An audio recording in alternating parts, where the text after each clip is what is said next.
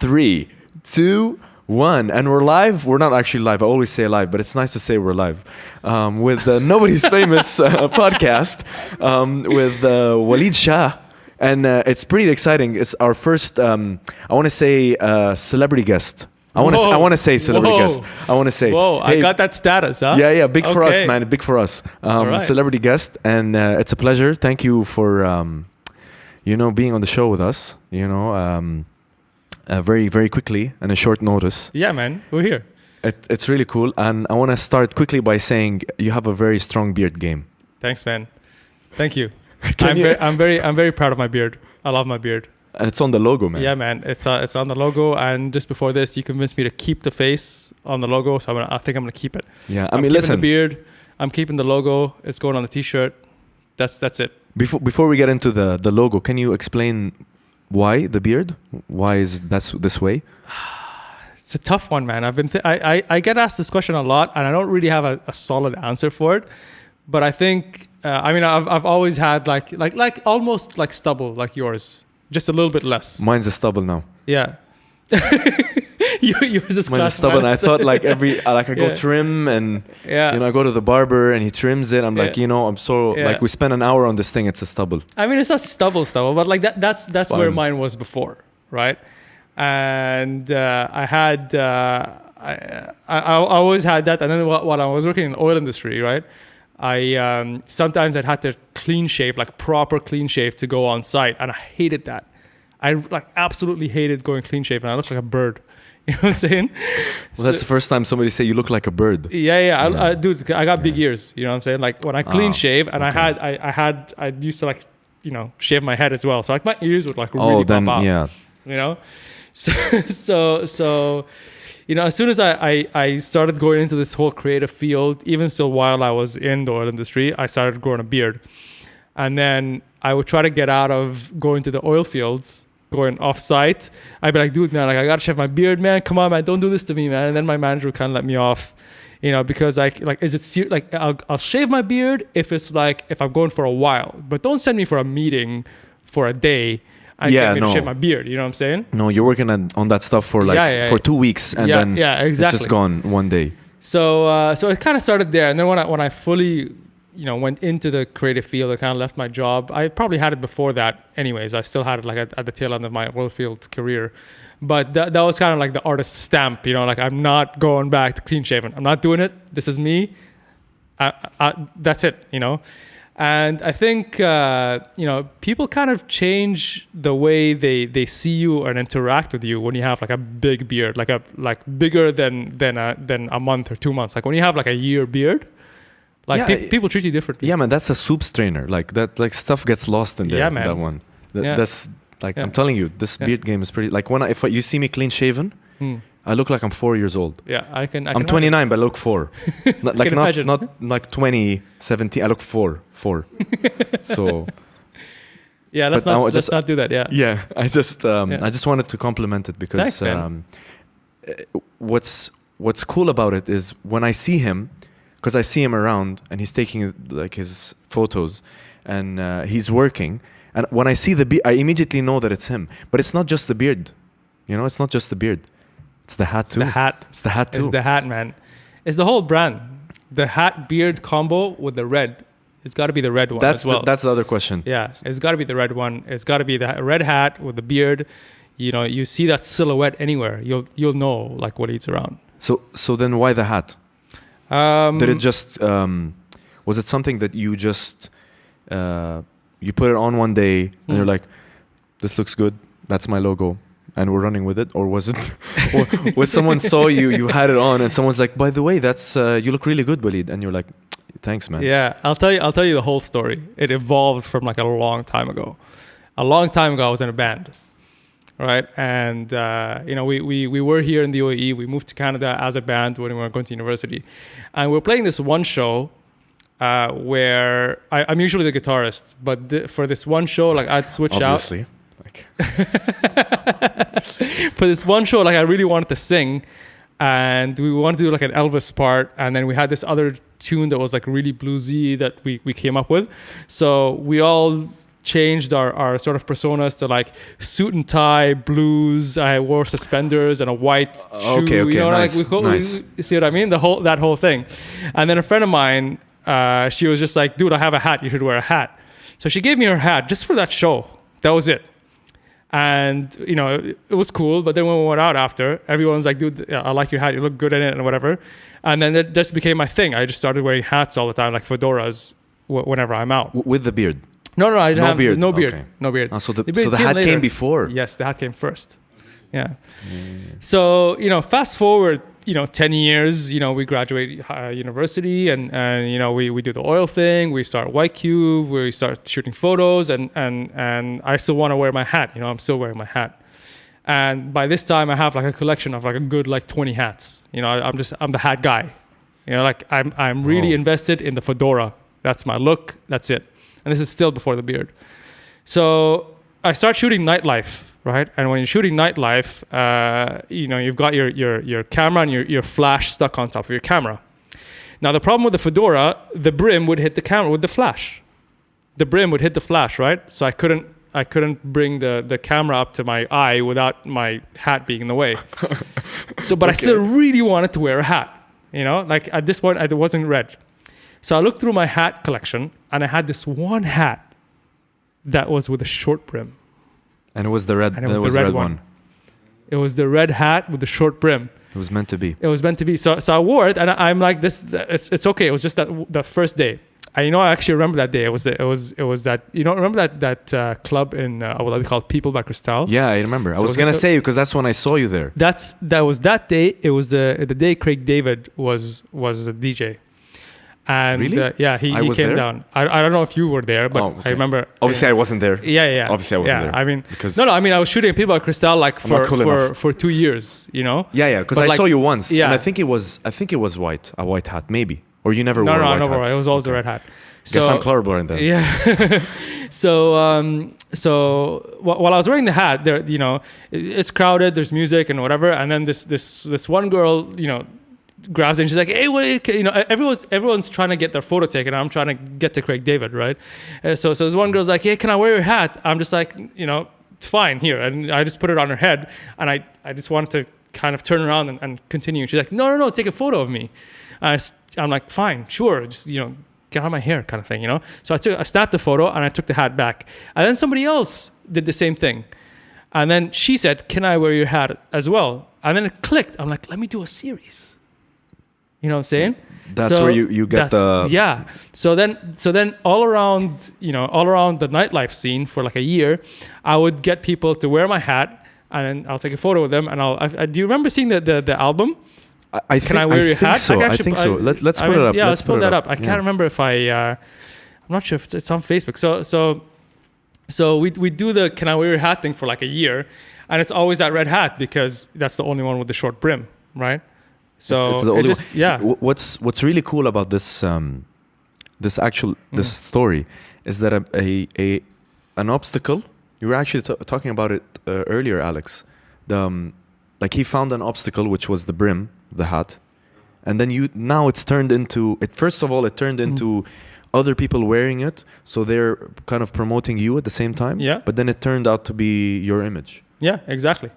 So here it is. There we go. You know, I know everybody. That's freak. I don't know if I can see the date on this. Let's see, 2014. Wow, 2014. Yeah, Whew. 2014 on that one. Was she the first one who asked you? I remember the first. I have the first one. This was her. That was that Craig David show. That was the first person. This was her. Yeah. That was the first person. That's there Craig he David. Is. There we go. Yeah. Nice. And I think I got like Exhibit as well with the hat, and then I kind of stopped it.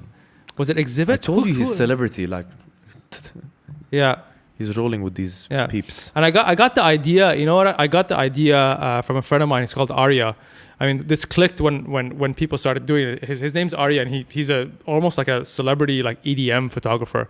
And he does the same thing with his glass. He has like these white glasses, and he gets everybody to wear them. So it just kind of clicked. I'm like, you know what? This could be a thing. Yeah. I mean, this is 4 years ago. Yeah. 4 years ago. And then also another one, everybody started doing the selfies and the duck face. You know the duck face? Oh yeah. Who I doesn't? got a duck face one. But like this one, I'm in the photo with them. I'm like, you know what? I gotta get my face in there too. You know what I'm saying? Yeah, man. You need to work on your duck face. Your face is distorted. Like that's no duck face. That's Yeah. And then I started putting the duck in there. Okay. I'm like, all right, let's put a duck in there. See the photo. Yeah. Did you see when he took off his hat and you saw how his hair was and stuff? Yeah. If you see him, like he's a different person. Yeah, completely. He's different. a completely different person. It's insane. He's just like it's no longer Waleed Shah. He's now Mr. Waleed. I'm just Waleed. You know, like there's like the Waleed Shah persona, and there's just Waleed when I'm kind of like out and just hanging out with. Yeah. See, I used to. So this is I think maybe like a 4 months beard. There is when the beard started to happen. You know. Yeah, because now you have. Yeah, now it's like. Now what you have Metropolis going. Yeah, like people are hanging out at the bottom there. That's pretty good. Yeah. I was gonna say the way like we usually start the show. What I really like is we just jumped into something which is great. Yeah. But I wanted to ask you a question. Well, actually, 2 questions. It's 2 questions. I mean, we're on a show. You can ask me all the questions you want. No, right? I know, but I mean, this is the whole point, right? he will run the show now. Thank you very much, guys. No, what I meant was these are there's 3 standard questions that we're asking now on the show. Usually we ask no questions, but we're trying these few questions, and who knows, maybe we'll have 4 or 5. But at the moment, we have these 3 questions. 2 that I ask in the beginning, and then. Actually, the 3rd question doesn't really apply to you, but I'll tell you later. Ask it. I'll tell you now. Everyone's like, come on, just ask. Just ask the goddamn question. Okay, here we go. Right. So, first question is, who do you think is the most underrated artist in your opinion? And it doesn't have to be, it doesn't have to be like about photography. It doesn't have to be about music. It can be about anything. It can be about music, art, like even a celebrity, just a general celebrity, anything. So that's the first question. I'm gonna put you on the spot there. Okay. There's this one artist that I listen to all the time. His name's Majid. Majid. Yeah. Right. Sounds familiar. He's based out of here, and he's originally he used to live in Saudi, and he came here for a while, recording an album which I'm totally in love with. I think maybe even like 2, 3, or 4 years ago, and to this day, my Abu Dhabi Dubai drive is that album. All the time. All the time, every single time. I can do ad-libs if he plays a show. You know what I'm saying? Like, you know, and his new stuff. He's been releasing singles. That's more of like trying to flex and this club vibe where that the commercial album, songs. It's the new sound, you know. But that album was so like from the heart, from the he was just speaking about himself, and it's not mixtaping. It's really well produced, you know. It's no, I mean like it's like what I mean by mixtaping. It's like his way of pushing himself forward. Yeah, I don't know what that means, but that's. I know, because we were speaking when we had this. Let me explain. Okay, when we had this second episode when we were doing it with the rapper. J. Keen, by the way, we're doing with the rapper. I was telling him that I researched a bit about what a mixtape means. Yeah. What I understood is a mixtape is how an artist pushes their music forward. That's what I meant. Okay. No, is it something like that? No, it was more of a very, very complete album. Like nowadays, albums are a mix of tracks, like a mixtape, let's say. Right. Okay. But to me, an album is a full body of work that tells a story that you can listen to front to back, from start to finish. And I cannot pick a song. I have to listen from to the beginning. And there's a lot of albums like that. Like for example, a big example is a lot of people wouldn't know this band called Dream Theater. If you're like an old rocker, you'll know it. But like their albums. There's no break. It's one big piece of music, and the tracks are just separated, for you to click through. But like if you listen to the whole thing, there's no seamless. stop. It's seamless. No, I noticed this in like Pink Floyd also. Some of their albums are the same. Yeah, but this guy did it like in rap. Okay. You know, like Nice. Yo, Alex, can we get some Majid on? You know, just I know you have it ready. Yeah, man. So and he's you know since then, like, he's become a good friend of mine as well. Like their crew, like Iham and Mo Flow, they're, you know, I know Mo Flow. Yeah, Mo Flow's a rapper as well. Iham's his brother, he produces. So Iham produced for Majid as well. So together they're called like Harmony, HRMNY. Nice. And you know, that album, man. And I keep telling Majid, I'm like, bro, like you got to get back to doing albums, forget singles. Like, I want an album. I want to hear an album like that. You know. So I think he's underrated in general, but I think he also needs to put out an album like that to get back on it. Great answer. Yeah. Great answer. And we got to catch those guys, by the way. They're going to be on the show. Maybe with a special guest, Waleed. Yeah, Waleed they're making big moves, man. Yeah, as a crew. Nice. Yeah. Well, that's a great answer, man. I have to say, great answer. Awesome. All right. Because basically not many people will know, you know, your answer, and that's what we're trying to, you know, get at. So people can go out and listen to these people, or find out about them. The second question, when we told you the name of the show, you know the name of the show now. Yeah, nobody's famous. What do you think when I tell you that's the name of the show? Like, Nobody's Famous. What do you think? I think it's just like another relaxed podcast where, you know, you talk to sort of up and coming people that are trying to make it and that aren't famous and just trying to do their thing in this world of like Instagram and the internet and try to market themselves and make something of themselves. Yeah, because everyone's online. Yeah, everyone's just, you know, taking pictures of themselves or recording themselves and stuff. And what's cool about the name when we ask you is because actually some of the people that you take photos of are, let's say, semi-famous, or they're famous, or they're trying to be famous. Yeah. So there's there's all sides of the spectrum, right? So there's like the super famous that didn't even hire me, somebody else hired me for them, kind of thing. You know. Yeah. That really don't really give a crap about who I am. And then there's the semi-famous, I would say, that'd be like, oh, you know, let's get Waleed to do this thing for us. And then there's the not so famous that are like, let me try to get some stuff going so I can be kind of, you know, there somewhere. Yeah. So there's the whole spectrum. But at the end of the day, I think everybody's famous in their own little circle, you know, in their own, you know. So everybody's kind of famous in their own little gang and own little, you know, industry, let's say. And it's hard to break out, I think, for me at least, to break out into different industries for people to get to know you. It's all circles, you know, it's all crews. So you mean other than photography? Yeah, other than the you know, the agency commercial photography kind of thing that I'm doing. You know, before like I was very known in the music scene just because we had White Cube, right? And then that kind of slowly evolved into, you know, the commercial art scene because I'm a photographer and I make videos, and, you know, you start working with those kind of agencies. And then you try to get more publicity doing like personal projects that touch, you know, regular folk that aren't in my industry.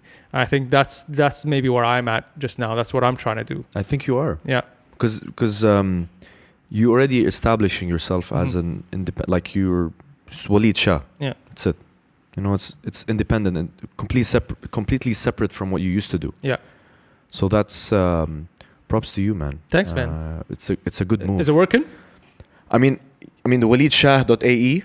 You know, and then Waleed at WaleedShah.ae, you know, and then at WaleedShah.ae. So it's like, it's everywhere, man. Yeah, it's everywhere. It's everywhere. Yeah. But again, you're selling yourself. Yeah. You are the brand. Yeah. As opposed to, for us, for example, we're selling the show. Yeah. Or we're selling a concept. Mm-hmm.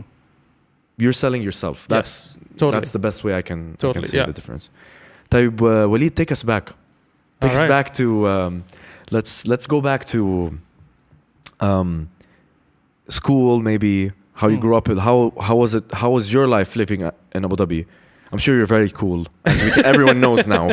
Everyone knows with celebrities and stuff. You know, before we hit record, we found out. I just realized that we went to the same school. Yeah. Which is The thing is, when I used to see your face, I used to recognize you. Okay. But then again, I was like the uncool guy, so I would see, oh yeah, I want to be like that guy, right? So I'm just like, oh, okay.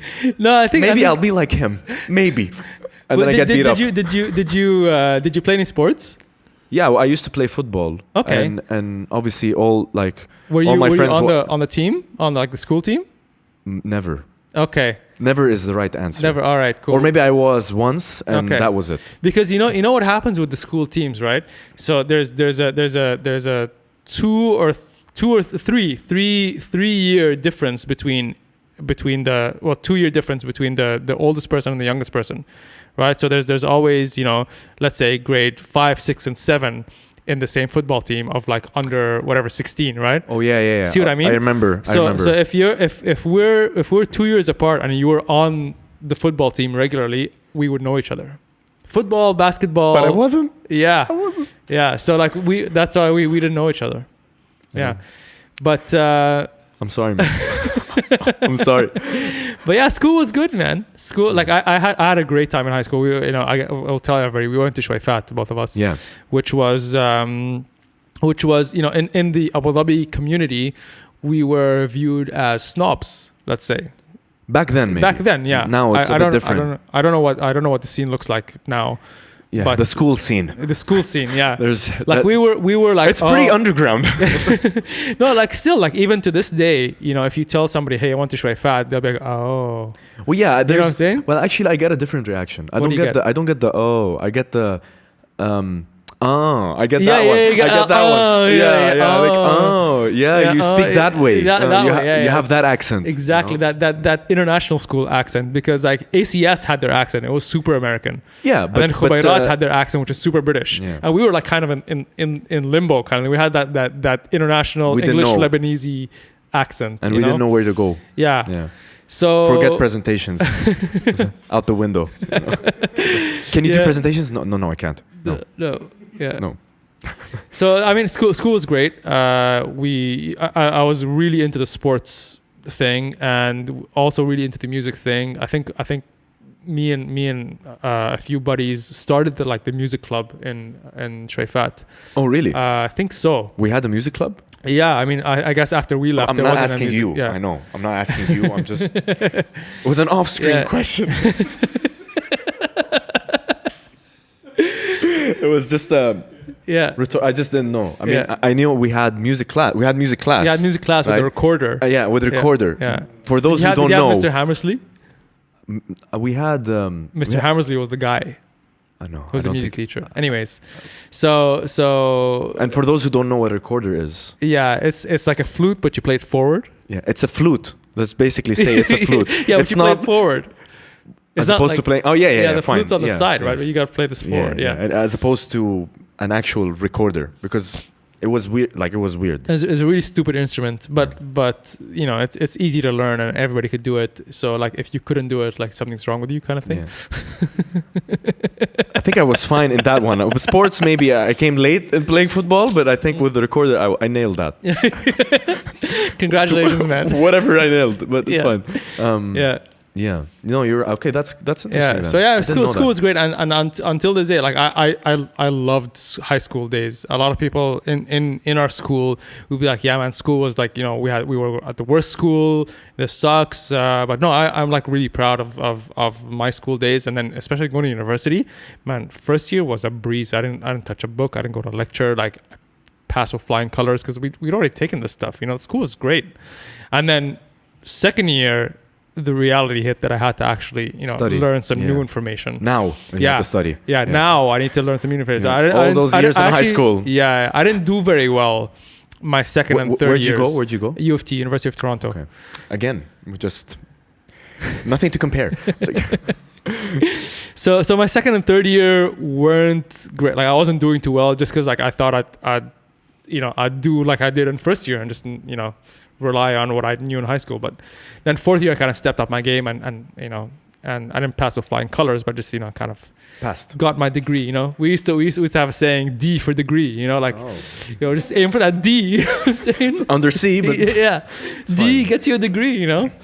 Okay. 2.9 GPA I graduated. Okay. Nice. It's I not think great. I'm the same. I yeah, think I'm the same. not great. It's not bad. It's not. It's pretty bad. It's like it's like borderline pass. You know. Okay. But I we need to mention I did chemical engineering, which has nothing to do with what I'm doing now. That was your... that was my major. I minored in like biochemistry something. I can't remember what I minored in. And now he's a photographer. Now I shoot photos, man. I say cheese and amazing. You know. But before photography, where did the music come in? Because we want to hear we want to hear that part. That part, the music was it started from like forever ago, from like 9th grade or 8th grade. One of my best friends, his name's Nurses.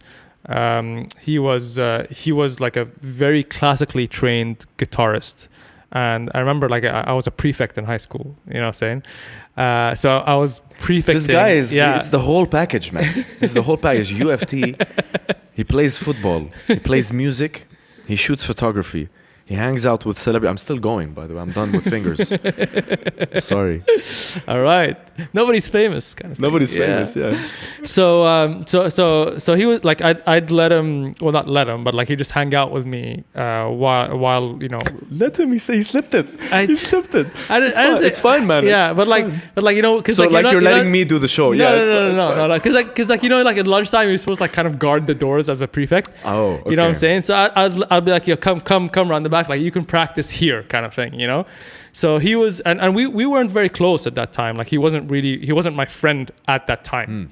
So he would, he was practicing for his music exam, which has nothing to do with high school. Like he was like very musically, gifted. But that was not in Shuaifat though. Not in Shuaifat. Okay. He had like a music teacher and doing like certifications and stuff. So he was playing like super classical stuff that I had no idea about. But then he took a break one time and played Californication, Red Hot Chili Peppers. Just like that. Just like that. I'm just like, what now? Like what? You can do that on this thing called the guitar. Like this is what that sounds like. I want to do that. I want that. So I went home to my mom. I'm like, yo, I want a guitar. That's exactly how you said it though. Yeah. Yo. I used to say yo. No, of course not. But I'm like, look, I my friend, he can teach me, and I really want to do it. So we made a deal. I traded in all my Eid money and my birthday money for the next 2 years. Next 2 years. Yeah, the next 2. I'm like, look, for 2 years. Were you buying a Taylor? No, I was buying it was a Honer actually. Okay. Yeah. Like I know that brand. I don't know. Yeah, it was 800 dirhams. Oh wow. So I'm like, look, 2 years, both Eids and my birthday, no money, no gifts, nothing. But like, get me that right now. So we went down and bought a guitar, and I came like literally the next day to school. I had my guitar. Lunchtime came in, Nurses came through. I'm like, yo, I have a guitar now. Teach me. And you were in 9th grade? I think it was 8th or 9th grade. I can't remember. If I had that determination. Yeah. So he started teaching me, and he had a different band called the Music Makers, and then slowly I started another band called Lisp, L-I-S-P. I like the contrast in the names, right? Yeah. The Music Makers, Lisp. It's like it's a complete different. It's different. I'll tell you why we call it Lisp, because our singer, which was actually let's give you some high school drama, which is actually his singer, and then she quit his band and joined my band. Oh my gosh! Oh my god! I can't. Can we get this on Instagram? So she her name was Reef. I don't know if you know her. You might know her. Maybe yes. Yeah, yes. they're. I'm totally embarrassing myself. She's like, you know me. Yeah. You know me. I think you. I feel like tag you might me know now. She has a younger sister, and I can't remember something like that. Anyways, so she had a lisp. Okay. She actually had a lisp. I'm like, yo, we're calling the band Lisp because you have a lisp. She was like really embarrassed with her lisp. It's a sick name, by the way. Yeah, it's great. And we had T-shirts and everything. And you had T-shirts? Yeah, man. Man, even we don't have T-shirts. Yeah. That's so bad. So I'm with famous. Yeah. Nice. So that's where the music started, and then we kind of my band without Nurses. Let's say we were 4 guys with Reef, and then obviously like the guys were like we were very tight. We were very close. Reef being I don't know what it was, but like we weren't like friends like as a crew. We were just bandmates. Bandmates, right? So just the 4 guys in the band, we decided, hey, let's all apply to Canada. Let's all apply to the same schools, and then whichever one we get into, we're all going there. and we all got into U of T minus EB. He went to Queens. He was our bassist, who later became our percussion guy. He quit bass. And then Nurses, who was again still not like crew. He wasn't like outside. Yeah, but he was everybody's friend kind of thing, right? Just not close to but maybe, not as close as to us as it. So he also went to U of T, and on our first day in Toronto, all of us together, we went in and played an open mic at this one bar called damn it, I wish I knew the name. Fox and the Fiddle. There we go. So the Fox and the Fiddle on Bloor Street, and it was the same. Like, it was our first day in Toronto. Like, we slept the night, and then we woke up the next morning. Our first day in Toronto, we played the game. I actually have that on video. That's amazing because did you guys have a rider or something? Like, no. We want this, and we want 10 tops. No. 10 black tops. 6 years ago. Yeah. 6 years ago. Oh, the sound quality is awesome. Yeah, it's from a phone. Alright, awesome. Guys, .mpg. Those were the days, huh? Yeah. So that was the style. No hat. I was clean shaven. Oh, yeah. Yeah. This song is called That's me in the middle there. Because I remember you like this. Okay. Kind of. I remember you like this. That was the high school look with the chin strap beard.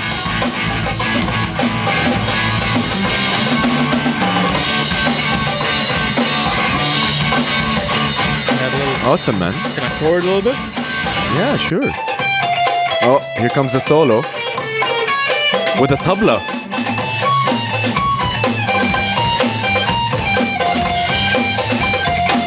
And there's no singing in this? No, we didn't have a vocalist. So Nurses is actually on the recording, right? He was there with us. He was recording. He wasn't in our band. That day, we're like, yo, Nurses, you can sing. Let's do it. Where is he? He's recording. Right? I mean, why didn't he? Well, later we know. So then Nurses became our vocalist, and we started studying rock, writing songs together, and he was a guitarist as well. So that was the band. And then me, EB on the tabla, and Nurses, that's recording just now. We came back to Abu Dhabi, and that's when we started YQ. Right after university? Not right after, like 2012. Okay. Yeah. We came back in 2008. Yeah. Oh, so it took you 4 years to start YQ. So it was me and EB. We were here, and then Nurses after his. Should I stop this? Yeah. So after his degree, he went off and decided, he's like, you know what, I'm gonna do this music thing, and I'm gonna go start a band. So he went and started another band, and they were, semi-successful in Canada. And then the band broke up, and then he's like, no, I still want to do this music thing. And he went and studied audio engineering in LA at, you might know it, the music, California Music Institute, something like that. Yeah. I can't remember what it's called exactly. I like that, yeah. It's called Deep Sea, or it's something. I can't remember. Red Sail or something. No. It was called like... Full Sail? Full Sail. No. There's no sales involved. Yeah, but anyways, so he had an audio engineering degree, and we came back. He actually came back for my wedding.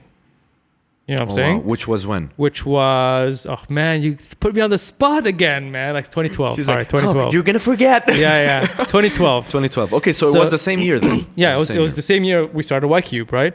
So he came back, and he was just gonna come for the wedding because we were gonna be the wedding band. Like in my wedding, we were the wedding band. You know what I'm saying? Saving on budget, man. It's just budget cuts, you know what I'm saying? And we convinced him to stay.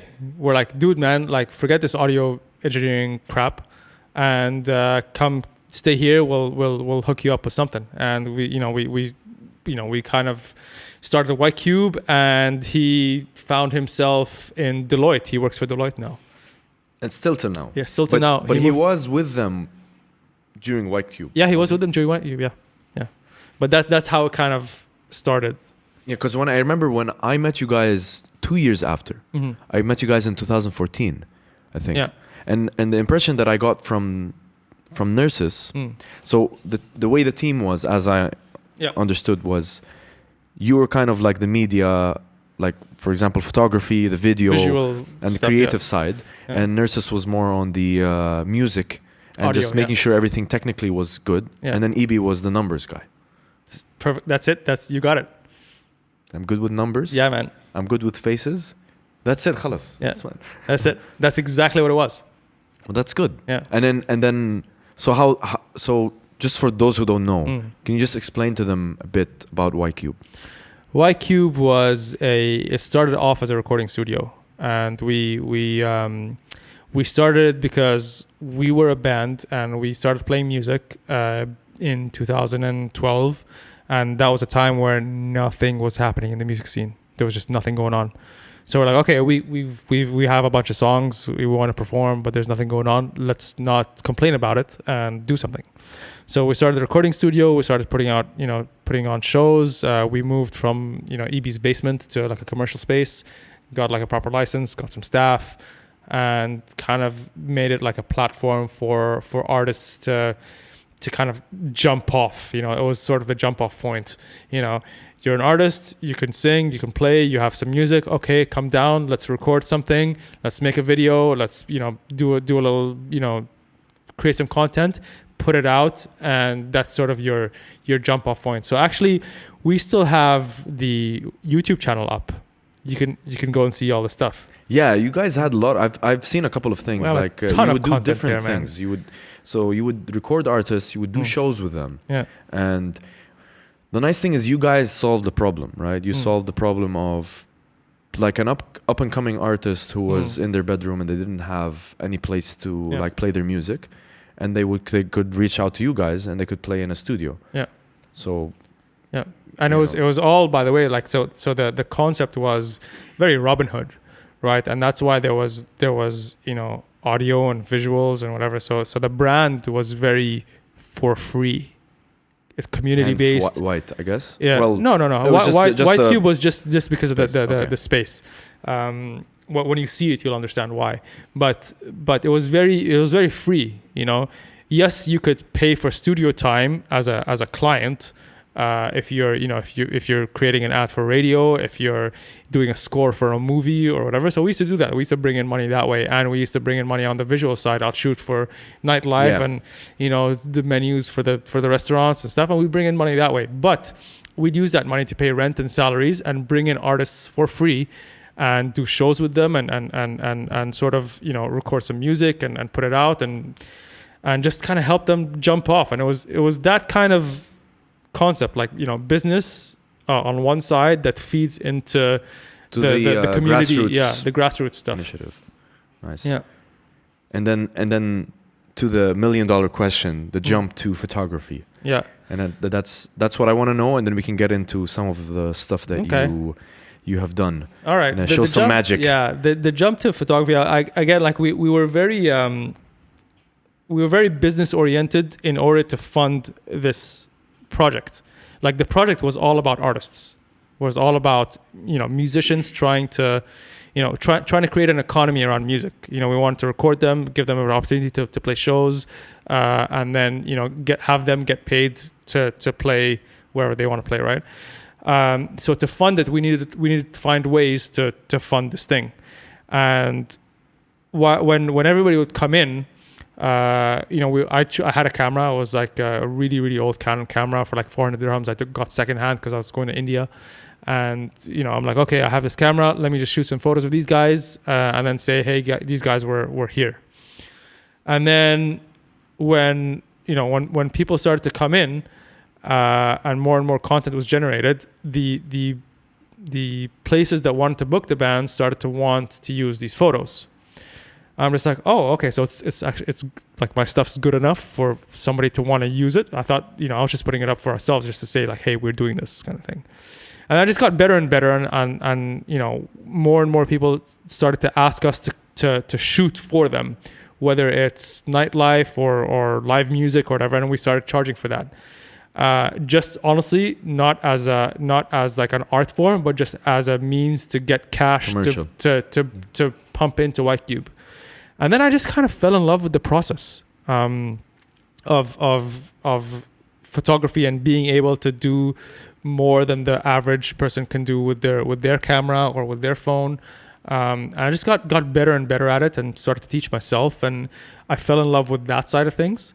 And then we started to get bigger and bigger clients. I'm just like, whoa, we need a team. So we hired some people, and we got to a level where we're doing like proper, video and photo productions for events. Like actually, we have a team, and we're submitting content for an event.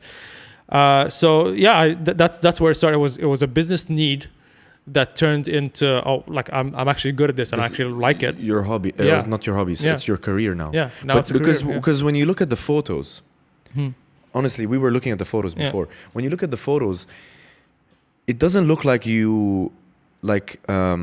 There's some photos where you look like, no, this guy didn't learn in 1 year. It felt to me, especially when I saw you for the first time and you had the camera.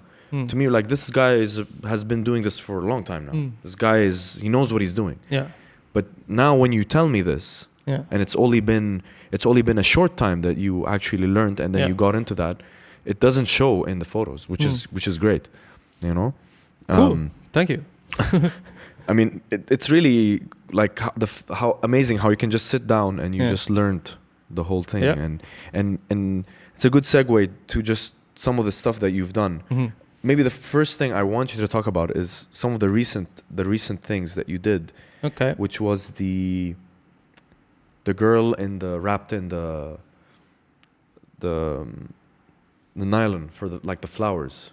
The flowers. Okay. Where is it? Like, for example, if I were to ask you, Flower Girl Vera. Yeah. From Waleed Shah, what did you think? Like, what was going through my mind? Like, why did I do this? So I was at some random event that I got hired for last minute. Super boring, to be honest with you. And I got there early, and while they were setting up the tables and stuff, this girl was setting up the flowers. And she was tall. She was really tall, and she was setting up the flowers, and we just had a chat. And she's like, I work in a flower shop. I studied. I can't remember what the art form is called. Like, Well, she's a florist, but yes, there's a word for it. There's a word for it, right? Yeah. She's a florist. So I'm like, cool. And have you, we should do something together. These are beautiful. Like, you must know a lot about flowers. You must have access to really cool flowers. And you're very tall, and she's very pretty as well. Like, do you model yourself? She's like, yeah, actually, I'm trying to. She's not like a pro model, but she's like, yeah, people have told me that. I'm trying to. So we're like, let's do something. And that was it. And I called her up a week later, and we put this thing together, and she got some flowers from the shop she works at, and we shot some photos. So humble. That was really it. There's nothing behind it. But that's not the case, though. When I see it, it looks like there has been some thought put into it. Yeah, like it. So it's funny when he says that. One of my favorite quotes from a photographer is inspiration. Inspiration is for amateurs. We professionals just roll up our sleeves and get to work. So, yeah, just roll up your sleeves, man. So when you want to do something, it's for me, it's I get the inspiration when I get there. I don't have an idea that I sit on and create this idea in my mind and try to execute the idea in my mind. I'll just have this one little bit, little string spark of and then I'm like, let's meet up. What day is good for you? Tomorrow, next week, whatever. We'll set up a date. Some basic kind idea. of like this. You see what I mean? Like we did that. Yeah, you want to do this? Yeah, let's go. But because the thing is, for me as someone from the outside, when I looked at it, like the thing is, the way I experience your photos is directly from Instagram. Like I didn't go through like the website, right? Yeah. So when I see it there, I go like, okay, this is pretty cool. Yeah. Like to me, it seems like there was some thought. You guys discussed like, okay, I wanna put you inside like the nylon, so as if you're like a bouquet of flowers. Those are my exact words, but like there. I didn't tell her before. That's what it seems like. Exactly what it was. That's exactly what it was. I saw the. I'm an artist too. Yeah, I saw the nylon. I'm like, yo, why don't you be the flower? Honestly, because when you look at the photo, it's just like it seems like there was a lot of thought put into it. So that one is really nice. There's another one that I wanna quickly discuss, was the one that the one you took in Satwa. So this project, taught me a lot about opening my eyes to what the content is saying rather than what the aesthetic is. Before this project, I was very like, let's just go and shoot something that may look pretty, and we'll look at the content later. So to me, that this looked good, right? I had no intention of saying anything, right? Yeah. So, but obviously somebody thought, like a lot of people thought that, hey, I was trying to put out a message, but I wasn't, right? But clearly there was a message because there is visual information there. So this whole experience taught me to be like, okay, hold on, slow down. Don't worry obviously worry as a photographer about your lighting and your composition, your aesthetic, but also worry about what your visual message is saying. So yeah, I mean, since that day, I've been shooting very differently. Like my mind works very, very differently. You think of the message that's going to come into the shot. Exactly. But that's something that you never thought of that before, though. I never see. I was always a commercial guy, right? I was never a photographer that's trying to say anything, right? I'm not. I don't feel strongly about something specific or anything, or almost anything at all, really, to go out and talk about it. There were a few instances where I did, right? But like I just don't see myself as that guy. I'm like a very commercial person. So I really just somebody pays me to make their message look good, whatever their message is. Sure, it is what it is. It is what it is, and I'm here to make it look good. I'm here to light it properly and get you like a visual representation of your idea. My ideas are very, let's say not my ideas, but like my learning journey or my learning curve was very much to be able to deliver something visually awesome to the client. So I was always experimenting with lighting and compositions and different places and different people, but never experimenting with content, with messaging. Yeah, with the craft itself, as opposed to exactly. People. I would think people that aren't used to art would always feel like art should be a regular representation of real life. Like, hey, nobody would ever do that. I'm like, well, obviously, nobody would ever do that. But if I do something, sometimes it's a representation of the mind. Yeah, exactly. People think. Yeah. So when you get criticism, let's take it from this angle. When you get criticism from people, because even in the last episode, when I was speaking to the guests that we had, it was more like we were talking about actors, right? And the heat that they get. So, for example, you're doing a movie, right? And you're working on this movie for like 2 years, day in, day out, and you're getting tired and you just do your hard work. And then the movie comes out, and then you get this, you get the critics coming at you really hard, which obviously some of them is granted, it's valid feedback. How do you take feedback? Like, how do you take criticism? You're on my Instagram, right? Yes, but I don't read the comments. Okay. So very openly. Because I look at the, like when I might read comments sometimes, not, let's say not specifically on yours, but I mainly look at the image. Yeah. No, I take it very, very openly and try to understand, and I answer every single one. Like I'll go in and answer every single comment. I just imagined him sitting in the corner at night. Here we go. That happens. That's real. That happens, right? And not at night, like in real time. Like as soon as they come in, especially like if they're strong, So like very open. No matter how much hate comes towards me, I'll be like, tell me more. Like why do you think that? Or how can this be better? Or whatever. Like I'm super open, and I'll keep them. I will never delete a comment. No matter how profound or how hateful it is. You let it live there. I let it live there. Yeah, people can see it, and I think I've been doing this for a while. I haven't got as much heat as of the Satwa thing ever That was like the most. But like, I think I've got pretty thick skin. It doesn't really affect my day or my next project or whatever. Like it's fine. Kind of open to it. I like it. Well, obviously it keeps you on your toes, but like the reason I ask is obviously because there's some people that don't take criticism well, which is fine. It's normal, right? Yeah. I'm like one of those people. Like Okay. Not that I don't take it well. It's more like it'll affect me, and I probably won't show people that. Yeah. So the reason I ask is, what's your advice for people, let's say, who have that kind of problem? If they're like an artist up and coming, whether it can be even music, because you have experience in music. Like, it can be photography, it can be anything. Yeah. Like, what's the first thing? What's the first piece of advice you can give them? Breathe. Like I had to do just now. Yeah. Like breathe. Like seriously. Like just take a breath and let it hit you that this guy doesn't, this person in front of you can be only doesn't like your work or doesn't like you personally. Yeah. And that's fine. That's okay. You don't have to strive to be liked by everybody.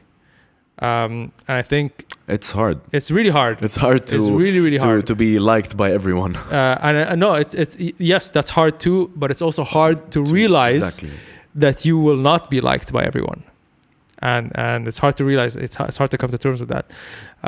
So yes, my advice is start coming to terms with that. That you will not please everybody. Some people will not like you for multiple reasons, and that's okay. It shouldn't really hinder your journey going forward. Just if you believe it, keep doing it, and also keep an open mind that you might be wrong about what you're saying too. So it's okay to be like, hey guys, that wasn't cool. I messed up. My bad. You guys are right. That's still okay too. So you gotta have both sides. Be open, be honest. I think there's a really nice line in that there's a Red Hot Chili Peppers song, the one goes, give it away now. So one of the lines says, if I never tell a lie, then I never have to play dumb. So if you're just super honest about yourself and about how you think and how you feel, then you never have to put on an ego and be like, stick to something that you said was one way and then you realized was another way. You don't have to stick to that. Be like, look guys, like I thought something else, man. My bad. It's all good. And that honesty, I think, goes a long way with a lot of people, and makes your life easier. Yeah, I'm spoken like a true artist. And the reason I ask you is just so, for those who are watching, those who are listening, they can understand, like, if there's someone up and coming, because everyone's going through that stuff. Yeah. So it's good to hear that from you. Yeah. There's someone who's in the thick of it, as you can say. Yeah. Can I say one more thing? Yeah, go ahead. I think in UAE's art industry, I think there's not enough criticism. Everybody's babying each other. Everyone's like, oh, you did that. Oh, that's great. Oh, that's amazing. No one's really saying, yo, man, this is crap. You should do something else, or you should push yourself. Yeah. So there's because of that, I think, and I think because the industry is so small, like, in other markets and like North American or European market, it's so big, and the person looking at your work might never cross paths with you. So it's easy for them to openly criticize your work and not have anything to do with you. Whereas here in the industry, in the UAE, it's so small. You're crossing paths with everybody in that industry. 80% you're going to cross paths with them.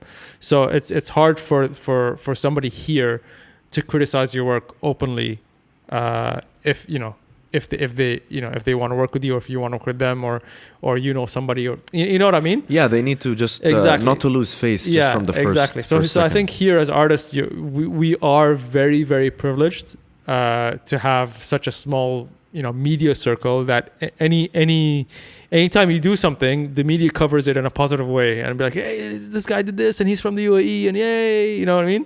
Nobody ever says, this is a bad review. Let's do a review and let's do an honest review. This is crap. Please do better, kind of thing. So I think that people need to kind of like, be open to criticizing a little bit more. And open to criticism. Yeah. Yeah. Open to criticism. Yeah. What was that? Yeah, go ahead. Yeah. So now moving on to two more topics, Go two ahead. more things. Just quickly, I want you to show us your creative process. Okay. So let's say you get a new project or you have something in mind. Just really quickly, Okay. 2 minutes. What do you do? What do I do? Even if you want to show us, or even if you want to talk about it. Yeah, I it's think fine. I'll talk about it. Showing you is a little like there's very little that goes like the end part is like on the computer. You know what I mean? Yeah. So just that. Yeah, You're yeah. not spending time editing and stuff. all no, the no, time. I mean you spend time editing, but like if you're talking about the whole process, when you process. get a call, you get a call to shoot something. First you kind of understand what that project is. And then sometimes I'll go down to the location and see what the place looked like. Site visit. Yeah, recce. We call it a Yeah, recce in the biz. You kind of a lot of times I try to push the right way to do things, and I don't think a lot of our clients in the industry are there yet. The right way to do things is to talk about image usage rights. So I popped that question very early on in the process because it lets the client know that you're not dealing with an amateur. Like we know our rights. There's usage rights if you want to use it for social. Yeah, if you want to use it for social or for print or for billboards or for point of sale. So that conversation happens very, very early on, and if it and 5 times out of 10 it turns the client off that I'm asking these questions. But those are sort of smaller time clients where they need to start to get educated about that process. And we're actually also trying to educate all the photographers, all the younger photographers, about this process. Like, guys, talk about usage, charge for usage. You don't charge for your time. Don't charge per hour. Charge per image, per how you're going to use this image. This is your piece of art that you're creating. Yeah. You're not flipping burgers per hour. Yeah, you're it's creating. Just don't charge for this one time. Charge for the content. Exactly. It's longevity. So that's a very, very important part of the process that I'm hoping whoever's hearing this can incorporate into their process. That's one of the main things. Then we go into pricing it and then to executing. Executing involves a whole bunch of things from which lights to bring in versus do I need an assistant versus do I need so I can't really talk about that. It's different every single time. But then I could show you one cool little thing that I do to make my life easier. Is let me 1 second. So I'll show you something that I do that I've incorporated into my process recently. In Lightroom, after I'm done shooting, usually you'd need to have the client look at the images to choose the images, right? So what I do is through Lightroom, I can upload onto a link where I share this link and they see the images that I've chosen. And then they can directly make selections and comments, and that comes right to gives me a notification on my phone that they've made comments. And then I can go in and edit some stuff, and in real time that goes to their link again. Yeah, it's updated. It's updated directly. So if they're sitting at their computer, I can edit and they can see the edits right away. So they can be like, oh, can you crop this tighter, or can you make this brighter or darker or whatever? And I do that right away. You were sitting all day, man. No, man, it's really fast, So for example, I just did the shoot for Kareem, and I got a notification that says they selected some images, and it just synced up. I don't know if you saw the little blue and yellow here. So I can go to Kareem Customer Portraits, and then I can, let's see, where do I sort? Show toolbar. Okay, here we go. So now these are all the ones, see the yellow comments. So now these are all the ones they selected. So I'm just going to select all the ones they selected. Is that it? That's it. Up until here. Yeah, that right? one. Yeah. And those are the ones that you need to address. Yeah, exactly. So I don't care about any of those other ones. Right? That's it. All right. And I select those. I'll give them a different color. Say I usually go yellow for the ones I need to look at. And then once I'm finished with them, I'll change them to green. And then they can see them directly. And then if they want some changes, I'll change it right away. And submit. I never knew this. That's pretty cool. Yeah. So that's, you know, a lot of people don't know these little tricks. So with this, it's synced to my Lightroom on my mobile. So if I'm if I'm on vacation, which I will be next week in Spain, if that happens, I can do that from my phone while I'm on the beach. And, you know, with their casual. Yeah, man. Very casual. Yeah. So Spain beach. Yeah. If as soon as they want something, I'll just do it. Be like, hey, is that cool? And tick, send them the finals, and that's it. So top level. Part of the brand. The brand is not about the visual image or your logo or whatever. No. It's a service. The brand is your brand is about quality service where you can deliver on time. You're available all the time. It's not like, hey, sorry, man, I'm on vacation. I'll be back in 2 weeks. No, this guy needs it now. And I've set up my life such that wherever I am, you can reach me. Still address. Yeah, you can reach me wherever I am, and I can get you your product wherever I am, whatever time. So it's these little things that help. Top level, man. Top level. Yeah, man. Top shelf. Thank you. Or middle shelf. Because middle shelf is what you see. I know merchandising also. All right. Yeah. The middle shelf is where you see it. Yeah. Gotcha. All right. So I think we're good, but I have just the last question. And the thing is, this question doesn't actually work for you. Okay. I'll tell you anyway. All right. We usually ask the people that we get on the show, we ask them, because the show's called Nobody's Famous, what is holding you back from, and it's sometimes different, we say, what's holding you back from being famous or being successful? Because they're not the same. Yeah. But you're on the right track, man. What's his definition of success? Maybe it's different. Yeah. You can also answer that. What's your definition of success? My definition of success in life, and I've always strived for that, is financial freedom.